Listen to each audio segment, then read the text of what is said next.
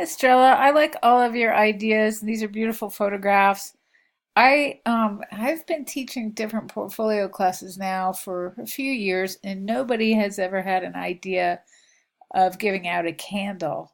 I don't know why, because everyone likes candles. So it's a wonderful idea. It might not be that cheap. It might be very cheap. Maybe you want to think about tea candles. But it's a super idea, a wonderful giveaway, and it'll give you this opportunity for design on the packaging.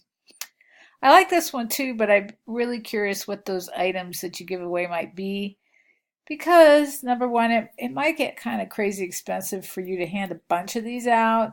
And then you have to be very careful about what it is you're giving because whatever you're giving is representing your personality. Just don't want to spend that much money on this. I thought this was a great idea too. You print out little postcards, or I don't know, you have to think about.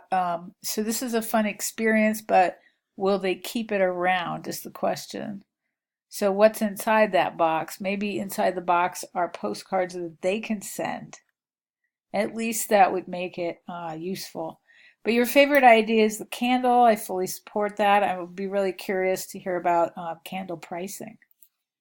All right. Bye bye.